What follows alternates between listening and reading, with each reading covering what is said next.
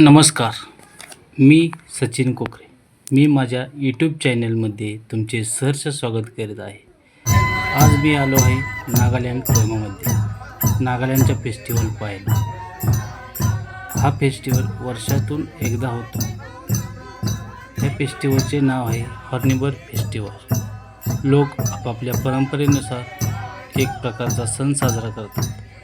हे त्यांच्या परंपरेमध्ये साजरे करत असणारे फेस्टिवल सॉन्ग आहे. धन्यवाद.